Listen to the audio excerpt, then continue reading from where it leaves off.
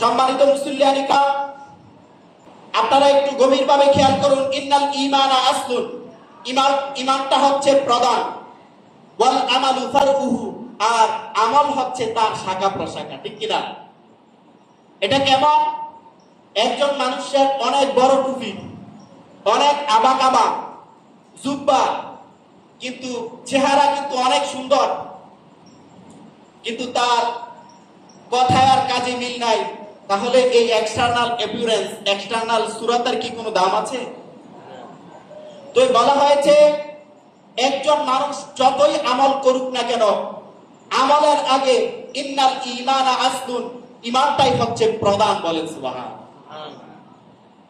ওয়াল আমালু ফারউহু, অর্থাৎ আমলটা হচ্ছে ঈমানের শাখা প্রশাখা। বলেন সুবহান। ওয়ালা ইউকবালুল আমালু, আমল ততক্ষণ পর্যন্ত আবার আল্লাহর কাছে কবুল হবে না বিদুনিল ঈমান, যতক্ষণ পর্যন্ত তার কলবের মধ্যে প্রকৃতার্থে ঈমান এসেছে। বলেন সুবহান। তো ঈমানটা কিভাবে আসবে? হানাফি মাযহাবের সবচেয়ে বিখ্যাত গ্রন্থ, আমাদের এখানে সম্মানিত উস্তাদ রয়েছেন, সম্মানিত শিক্ষকগণ রয়েছেন, আপনারা জানেন হানাফি মাযহাবের সবচেয়ে বিখ্যাত গ্রন্থ হচ্ছে মেরকাত। মিশকাতের সরা মেরকাতে আল্লামা মোল্লা আলী কারি রহমতুল্লাহ আলাইহি, যাকে হানাফি মাযহাবের চিফ জাস্টিস বলা হয়। বলেন সুবহান। ঠিক কিনা?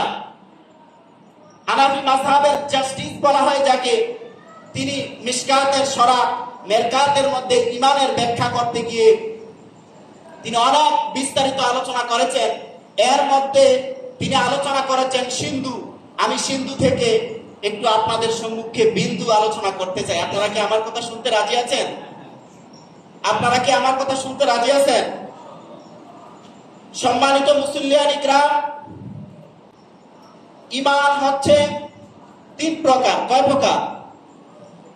মানে একজন মানুষ কালেমা পড়ার পরে আমরা মনে করছি সে মুসলমান হয়ে গেছে। আসলে তার ঈমানটা কালেমা পড়ার পরে তার ঈমানটা কোন পর্যায়ে আছে সেটার ব্যাখ্যা যদি আমরা অ্যানালাইসিস করতে চাই, এবং নবীকে, আল্লাহকে এবং নবীকে যদি আমরা প্রকৃতার্থে ভালোবাসতে চাই, তাহলে একটা স্ট্রাকচার পালন করতে হবে। ঠিক কিনা? এর মধ্যে প্রথম স্ট্রাকচার হচ্ছে লা ইলাহা ইল্লাল্লাহ মুহাম্মাদুর রাসূলুল্লাহ সাল্লাল্লাহু তাআলা আলাইহি ওয়াসাল্লাম। তো ঈমানের তিনটা স্তর রয়েছে। ঈমানের প্রথম স্তর হচ্ছে ঈমানে লফজি, ঈমানের দ্বিতীয় স্তর হচ্ছে ঈমানে যেহনি, এবং ঈমানের তৃতীয় স্তর হচ্ছে ঈমানে গায়বী। বলেন সুবহানাল্লাহ। ব্যাখ্যা এসেছে ঈমানে লফজি কি? কোন মানুষ যখন হৃদয়ের গভীর থেকে লা ইলাহা ইল্লাল্লাহ মুহাম্মাদুর রাসূলুল্লাহ সাল্লাল্লাহু তাআলা আলাইহি ওয়াসাল্লাম, কোন মানুষ যদি হৃদয়ের গভীর থেকে কালেমা পড়ে, লা ইলাহা ইল্লাল্লাহ পড়ে মুখে এবং কলবে, অন্তরে যদি কালেমা পড়ে, তখন তার ঈমানটা হয়ে যায় ঈমানে লফজি। লফজাংশে ঈমান আনয়ন করেছে। ঈমানের দ্বিতীয় স্টেপ, দ্বিতীয় স্তর হচ্ছে ঈমানে যেহনি। এটা কোন প্রকার ঈমান? প্রথম প্রকার ঈমান গ্রহণ করার পরে বান্দা দ্বিতীয় প্রকার ঈমান গ্রহণ করতে হবে। সেটা হচ্ছে কালেমা পড়ার পরে বান্দার কাজ হচ্ছে, দ্বিতীয় স্টেপে ঈমানে যেহনি হচ্ছে সে নেক আমল করবে, আল আমরু বিল মারুফ ওয়ান নাহয়ু আনিল মুনকার, সৎ কাজের আদেশ করবে, অসৎ কাজ থেকে নিজেও বিরত থাকবে, অপরকেও বিরত রাখবে। তখন সে নেক আমল করবে। তখন ব্যাখ্যা এসেছে তার ঈমানটার নাম হচ্ছে ঈমানে যেহনি। আপনাদের কি মনে থাকবে? এটা হচ্ছে দ্বিতীয় প্রকার ঈমান। বলেন সুবহানাল্লাহ। এখনো তার কলব প্রকৃতপক্ষে এখনো ইমানদার হয় নাই। তো হুজুর আপনি বলেন কখন সে ইমানদার হয়েছে? দ্বিতীয় প্রকার ইমানের নাম হচ্ছে ইমানে গায়বী, অদৃশ্য থেকে যতক্ষণ পর্যন্ত মোবাইল আপনি চালাইবেন, মোবাইলের মধ্যে যদি সিম না পুরান, তখন আপনার মোবাইলের মধ্যে নেটওয়ার্ক আসবে না। যতক্ষণ পর্যন্ত একটা বান্দা ইমানের তিনটা স্তর, ইমানে জেহনি, ইমানে লফজি, ইমানে জেহনি গ্রহণ করবে, ততক্ষণ পর্যন্ত সে পূর্ণাঙ্গ ইমানদার নয়। কতক্ষণ সে পূর্ণাঙ্গ ইমানদার? যতক্ষণ না সে ইমানে গায়বী স্টেপে আসবে। এই ব্যাখ্যা গ্রন্থের মধ্যে বলা হয়েছে ইমানে গায়বীটা হচ্ছে অদৃশ্যের ইমান।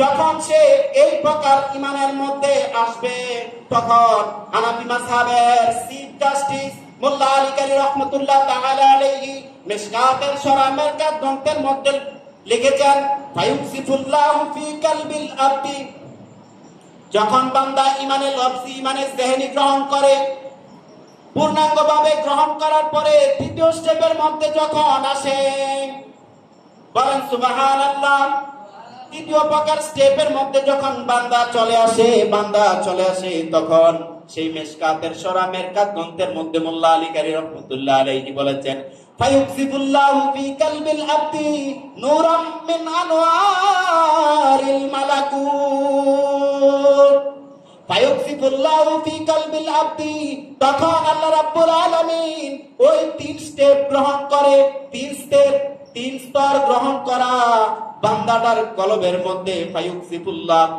আর আল্লাহ রাব্বুল আলামিন আল্লাহ তাআলা ঢেলে দেন, পৌঁছে দেন কলবিল আবদি, ফি কলবিল আবদি, বান্দার কলবের মধ্যে নূরাম মিন আনওয়ারিল মালাকুত, আল্লাহর নূরের দরিয়া থেকে। মোবাইলের মধ্যে যেমন সিম ডাললে নেটওয়ার্ক পাঠায় সেই অফিস থেকে, ঠিক তেমনি ভাবে আল্লাহর নূরের দরিয়া থেকে ওই বান্দার কলবের মধ্যে আল্লাহ নেটওয়ার্ক দিয়ে দেয়। আর এই নেটওয়ার্ক কোন দুনিয়ার নেটওয়ার্ক নয়, এই নেটওয়ার্ক কোন কিনা নেটওয়ার্ক নয়, এই নেটওয়ার্ক কোন রবি, এয়ারটেল, গ্রামীণ ফোনের নেটওয়ার্ক নয়। এই নেটওয়ার্ক হচ্ছে একমাত্র আল্লাহ রাব্বুল আলামিন, আল্লাহ তাআলা ইমানের নেটওয়ার্ক দিয়ে দেন, বলেন সুবহানাল্লাহ। আর যখন ইমানে গায়বীর পর্যায়ে কোনো বান্দা চলে যায়, ইমানে গায়বীর পর্যায়ে যখন কোনো বান্দা চলে যায়, তখন তাকে কেটে ফেললেও সে ইমান ছাড়া অন্য ধর্ম গ্রহণ করে না। যখন একটা বান্দা ইমানে জেহনি, ইমানে লফজি, ইমানে জেহনি এবং ইমানে গায়বীর পর্যায়ে চলে যায়, তখন বান্দাকে কেটে ফেললো, সে ইমান দেয় না, জীবনটা দিয়ে দেয়, ইমান দেয় না। তার প্রমাণ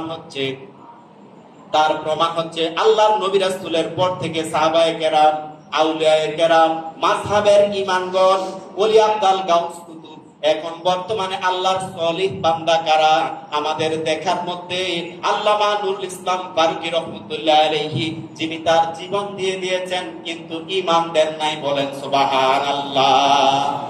এই রানিং মাস ইসমান, এই মাসের 27 আগস্টের মধ্যে আল্লামা নুরুল ইসলাম ফারুকী রহমাতুল্লাহ তাআলা আলাইহি এর ওফাত বার্ষিকী, তাকে অনেক অফার করছিল, আপনাকে সৌদি আরব যাওয়া বন্ধ করে দেব, আপনাকে চ্যানেলের উপস্থাপনা থেকে আপনাকে নামায় দেব, আপনার যত নেটওয়ার্ক আছে কেটে দেব, হজের জন্য যে যাত্রী নিতেন সবগুলোকে আমরা ডিস্ট্রাকশন করে দেব,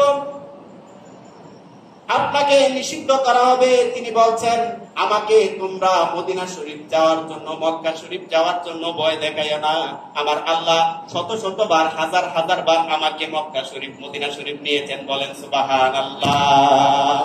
ডাইরেক্ট প্রমাণ, ইমানে গায়বীর পর্যায়ে যারা গেছে মাযহাবের ইমাম থেকে এখন পর্যন্ত, তারা হয়তো জেলের মধ্যে ধুকে মরেছেন অত্যাচারী বাদশাদের কারণে, আর না হয় ঘাতকরা যারা ওমর রাদিয়াল্লাহু তাআলা আনহুকে যারা শহীদ করেছিল, আলী রাদিয়াল্লাহু তাআলাকে যারা শহীদ করেছিল, হযরত উসমান ইবনে জিন্নুরাইন রাদিয়াল্লাহু তাআলা আনহুকে যারা শহীদ করেছিল, তারা শহীদ করবে আর সেই ঈমানদারেরা জীবন দিবে, কিন্তু কালেমার পতাকা উড্ডীন করবে, আর সেই কারবালার ঘটনা গর্দান দিয়ে দিবে, ইসলামের পতাকাকে উড্ডীন করবে, বলেন সুবহানাল্লাহ।